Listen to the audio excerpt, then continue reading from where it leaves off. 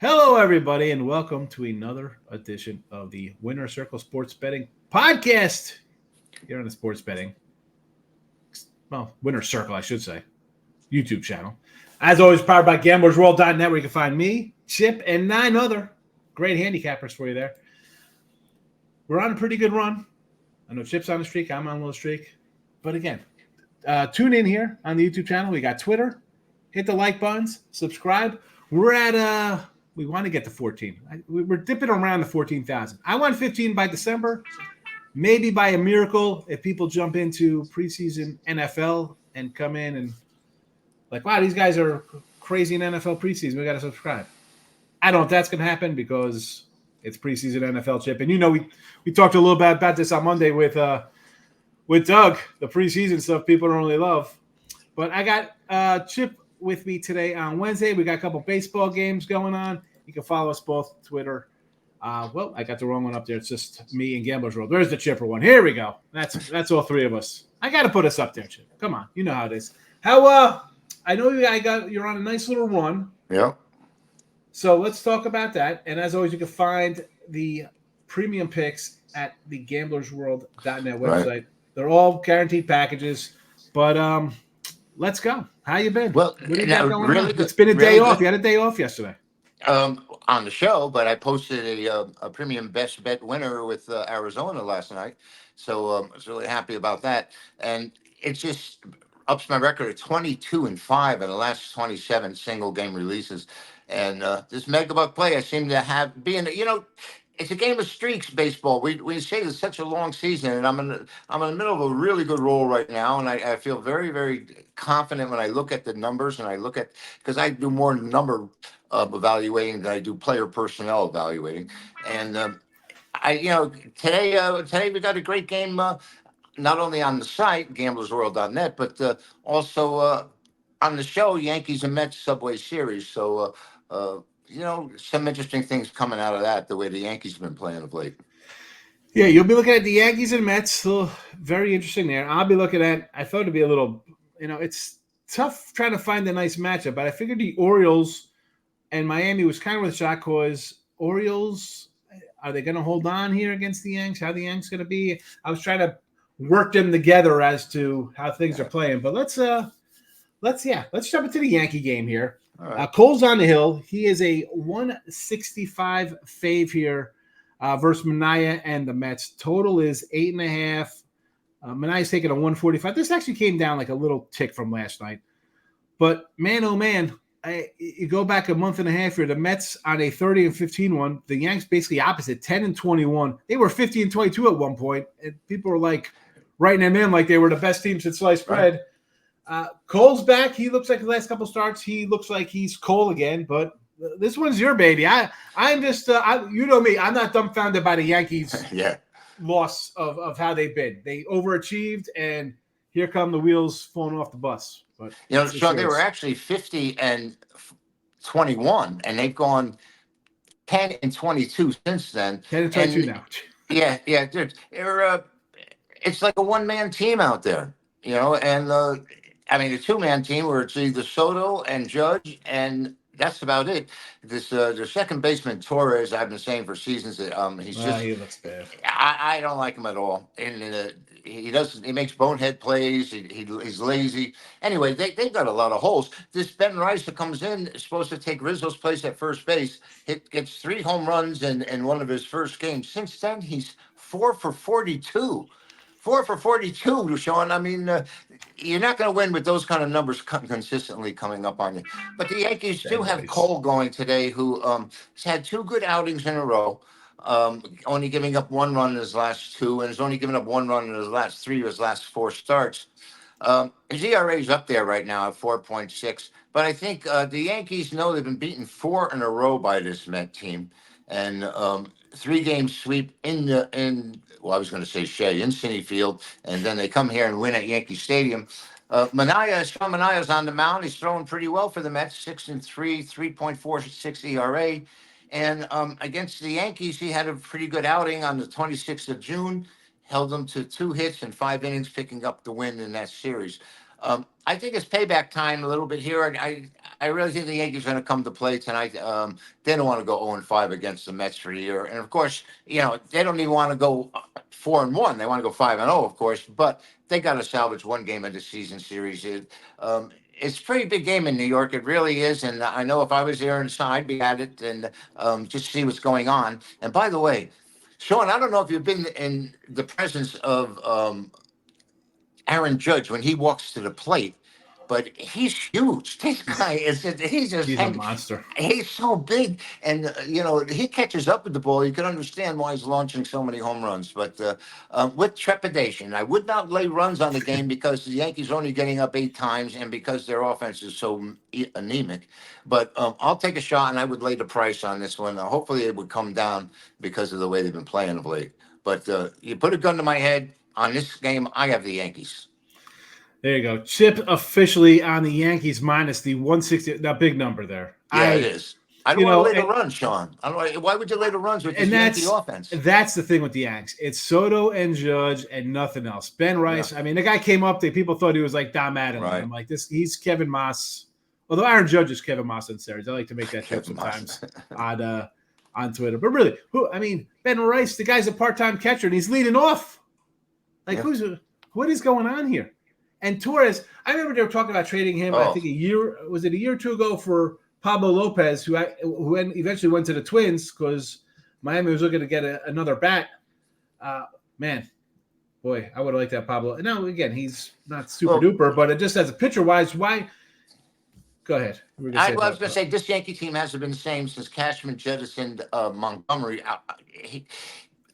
In the middle of the season, in the middle of the pennant race, and that shook up the locker room because he was one of the team favorites, and he was coming along, and people had a lot of confidence in him. And that locker room and that Yankee team hasn't been the same since.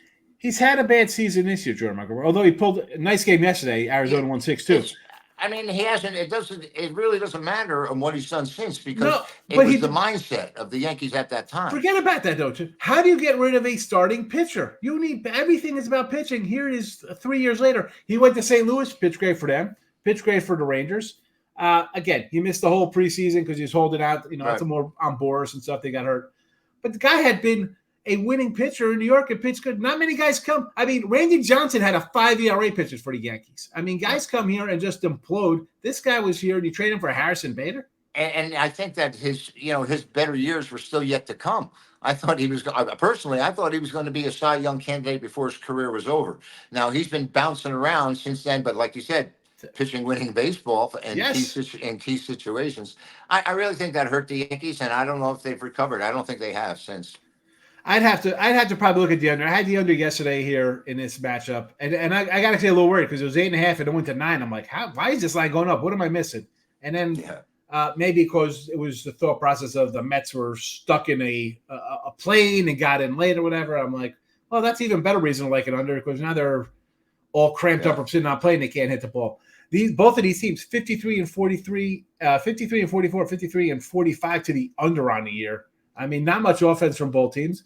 And that means even the bad pitchers are pitching pretty good if you're not going over games. So, I mean, and you mentioned a run line, Yankees 23 and 26 on a run line. How do you score runs with a team that is 10 games to the under? You just can't do it. I mean, they don't produce runs. It's either a home run or nothing. I mean, there's like I said, when LeMahieu was in his prime and they were advancing runners. Yeah. They were advancing runners and moving base hits, and then you get the pop and to be a couple of men on, and this Boone, when a guy hits 62 home runs, he should have 130, 140 RBIs, not 110 because he's leading off. I don't know what Boone was thinking about when he's doing that with Judge. I want my best hitter up third with the potential of having a man on base. So they got a lot more issues than just who's even on the field.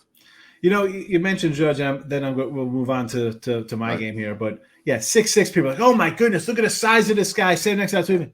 I am pretty sure that Dave Winfield was 6'5", 6'6" when he played for. He was. Winfield was big, but it's seeing this kid. He's towering on the field if you've seen him. What? So you're telling me guys in the 80s were all 6'3", 6'4"? I mean, like Ripken was a big cat back at 6'4", but I mean, like Dave Winfield is the same size as Judge. Probably, maybe a little bigger. He may have actually been, and he probably was. But I don't think Winfield, in spite of his Hall of Fame career, had that kind of presence at the plate that Yeah, Judge well, I gives mean, you. I You get know, it's the home runs. You hit a yeah. 50 bomb, and I mean, Winfield had 3,000 hits. Am I right? I mean, he did. yeah, Yeah. yeah, he was a pretty good player. I mean, wasn't he was like all state basketball too, and he After was 4 years of basketball in Minnesota, Luke Whitty, if we can yeah. remember that, Ohio Tony State Gwynn took too. him. Tony Gwynn was a multi-sport Yeah. kind of cat. I mean, he was a little guy. Anyway, we listen. Me and Chip could go into '80s baseball. That's about as far back I go with Chip. We're not going anywhere before that. But I got the O's and the Marlins, and my oh my, I'm thinking, all right, Orioles got some work to do here. I keep saying they got to get a pitcher. I thought we are going to get Mr. Povich's son, Cade Povich, out here. It is Mr. Chance McDermott. Are you kidding me? Right. He is a seventh round prospect for this team. So he's seven in their organization, laying 135 against Mr. Cabrera. I like Edwin Cabrera. I thought him, Perez, Rogers. I love this young staff down here. I was like, oh boy, you bring in Jake Berger and you got Araz who can hit and De La Cruz, the other De La Cruz nobody talks about. I thought this team could contend because of all their pitchers and young. Yeah, they have 30 wins. And this at this number here, I'm not going to play games here. I'll tell you, we are going to be jumping on the home dog here. I will take Miami 120 simply because what is going on with the Orioles? Like, you cannot win with it. As much as the Yankees have two guys on offense that you can't win with, you can't win with two pitchers in Major League Baseball. And we'll say that to the playoffs. I know you want to ride Randy Johnson and Kurt Schilling and get to a World Series. Burns and Grayson Rodriguez are not that guy, especially in today's day and age of baseball, where you throw 86 pitches and they're going to pull you out of perfect games. Yeah. So you need some pitching help here. The fact you got to bring up this guy who is pedestrian at best down in the minors. I mean, 18, 22, 19 starts the last few years. The batting average against is around 200, which is okay. It's nothing great where you're like, wow, this guy's overpowering. It's nothing terrible where you're like, he's just a stopgap. But, I mean, is he just a 4A pitcher for them? They say he's a back-end rotation guy. The Marlins have been a little scrappy lately. They've been putting up, they beat the Mets a game. They score some runs. Baltimore, we see this with teams. We talked about just in the show, Mets going on a huge win streak run. The Yankees going into the flubby. How about Oakland A's coming in and winning a bunch of games? So Baltimore might hit a little rock here. Yeah, they got a better lineup, and they should put up a few runs against Cabrera, he's a 4-inning guy right now, right? He doesn't go far in games, but hey, at a plus 120, I'm going to take a little home dog, fade the kid coming up from the minors. O's a little choppy right now. Maybe it'll push their ownership to say, hey, let's go out and make a big splash for Crochet or whoever going to get Gausman, some kind of pitcher, bringing the big guy in. But I like the Marlins. Go ahead. Sean, what kind of total we have on this game? This total is 8.5. I tried to do some research on this McDermott, and this is how forlorn this Oriole pitching staff is right now. He didn't even get any appearances during spring training, so I didn't know where he was coming from. And the Orioles did sweep the Marlins last year, 3 games, but the Baltimore starters now, Sean. They've got 4 or 5 guys down. Yeah. Guys that were with them last year. Their staff ERA for the starters is still under 4. It's 3.96. For the Marlins, it's 5.6. And Cabrera, or how would you pronounce his last name? Yeah, Edwin Cabrera, you're right. All right. His ERA is 7.36. I think this game probably go over the total. I mean, Baltimore still has their bats, and they have to rely on them. And how about how this Marlin team, who last year qualified for and made the playoffs as a wild card team, is 36-65 this season. Absolutely horrid. 21 wins out of 54 games at home. I'm sort of a Florida guy because I've been down there. I was there when they were the Florida Marlins, and now they're Miami, of course. But Baltimore's got the bats, and I think Florida with De La Cruz, like you said, might be able to put some. Miami might be able to put some runs on the board. So I'll play it over. And I don't want any part of Florida because they're just really bad. And I understand what you're doing here, but Baltimore, they're not on all cylinders right now either. So I'm going to play it over. I don't hate that look, right? Because you see Cabrera's numbers, 3 1/3 inning, 3 2/3, 4 2/3, not really going deep in games here. One run, 2 runs his last three after coming back from his injuries. The bullpen did shut down Baltimore last night, though. So this to me it's a short number, shorter than I think it should be, considering the name brand recognition of a first place team and a last place team that's been an anemic last place team. But I get the over. And that's what I first looked at. But it looked so easy to do. Like, wow, Cabrera's terrible. Who's this guy coming up from the minors as a spot starter? But I was like, you know what? I'll stick to my kind of things that have been making me money this baseball season with lines that don't appear kind of right. I'll take an ugly dog here. So give me my official play here. We are going to go Miami plus the 120. Chip's official play, the Yankees minus 165. A big number here. We're 4-0 for the week with the free picks here, Chip. You do 165 here. That'll knock a little leg out here. That's a game and a half to knock out of our wins here with this one. But again, I can't go any other way. I agree. For even run line, it's like the Braves. Like, you want to take the Braves. It's like, how do you take a run line for a team that can't score runs? And you have to appreciate that this is a forced selection, Sean. I wouldn't be posting it on a primary play. And yep, it is. Listen, I choose I send these out on Sunday ahead of time, trying to find good matchups. Oh no, I'm saying for the people. We have to analyze it. Yes, listen, folks. We choose. We send the games out early. I try to find interesting matchups. No, I like. Sometimes they work out, sometimes they don't. And how is it coming out of the All-Star break this weekend? You still had teams with like TBDs to pitch. You've been off for 4 days. What's the difference? They're only going to go 4 innings anyway. Let's be honest. Most staffs, all 5 guys were on pitching in the All-Star game. How aren't you rested? And you know what, Sean? I'm going to sneak this in on you because July 24th has been a big day in Major League Baseball because there's something that happened that will never happen again, or if it does, it would be such an anomaly. In 1949, Bob Lemon was a starting pitcher against the Cleveland Indians, and as a starting pitcher that day, he was the first Major League pitcher to hit 2 home runs in one game. And pitchers don't even get a chance to get up anymore, right? I mean, it's a different game, a different world. 1968, Hoyt Wilhelm pitched his 907th game-tying Cy Young, right? And Pete Rose, 2,800 hits in 1977, tying Frankie Fitz most for a switch hitter. One last thing, Sean, I found this kind of amusing. In 1993, Anthony Young for the Mets lost his 27th straight. I remember that losing streak for Anthony Young. And on that same day, Vince Coleman was charged with injuring 3 Dodger fans by throwing firecrackers into the stands on the same day. So July 24th is something momentous in baseball, I guess. The Anthony Young Mets, I remember. Yeah. I just remember being at the shores like 17 in a row and getting the paper every morning when I'm at the beach. Like, wow, this is just ridiculous. Yeah, terrible.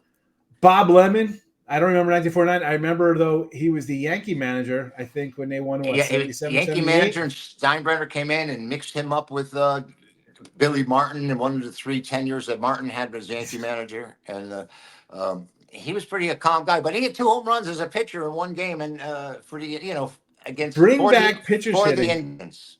Bring back pitching in the National League. Let them hit. Yeah. And it takes away so much of the strategy. There's no more. If you're going to pinch hit for the pitcher, or is he going to bunt? I don't know. And some pitchers can hit. Don Drysdale hit 8 home runs in 1 year, and then Warren Spahn was a great hitter as a pitcher with 40-something home runs through his career. You're taking your best athlete, most likely, right? I mean, your pitcher is usually batting 3rd in high school and college, your big stud, and you're taking the bat away from him. Otani's they're allowing him to do because he was so great. But there's a few others out there. But these guys should have a chance. Early Wynn was a switch hitter. And Vida Blue is switch hitter. These guys got a chance to do something at the plate. Yeah, I'm sad to see it. I really am. I'm not a DH fan. I was going to say what you said. Like, in high school and college, your pitchers are usually guys who could hit their, right? Most you see pitchers. A guy batted .445 in college with home. And yet here they come in Major League Baseball. And granted, they're not hitting and practicing in the cages or everybody else. Right. But they look like they pulled somebody out of the stands to come up and swing a bat, most of them, right? It's crazy. Because 4 years ago, they would have been Yeah, they've been racking a double off a wall, Yeah. in the minors. It's insane. It is I mean, insane. Ken Holtzman hits a home run in the World Series for the A's to beat, and Ken Holtzman. yeah, Ken Holtzman, of all people. All right, listen. We're gonna wrap this up. A little bow on it. Coming soon. It's the 24th today, so we're a little over a week away from the Hall of Fame game. So NFL packages will be up soon enough. New cappers, new guests, I should say, because people are on the site, will be rolled into the show as football season nears by. So it just won't be me, Chip, and Doug. We'll have other guests coming on the show for you to look forward to. Today's action, though, Chip is taking the New York Yankees minus 165. I'm taking the underdog Marlins. They are floundering Marlins. They're like on the boat, like on the jetty, just flapping in the heat, dying. But we'll take them plus 120. Also on the way out, hit the like button, subscribe to the YouTube channel, leave a comment, folks. Let me know how you think these games are going to go. I know you like to put your own picks in there too. Fine. Let us know ahead of time. No past posting after the game wins. You can't come in a comment and say, hey, I like this game. It's got to be beforehand. All right. GamblersWorld.net for the premium stuff. The freebies are on the board. 4 straight freebies this week. We're 4-0. We're going to keep it going. For Chip Chirimbes, I am Sean Higgs. Thank you for watching. Back tomorrow, Thursday. Doug will be joining us with 3 more Major League Baseball games for you. All right. Take it easy, Chip. Take care. Thanks, Sean.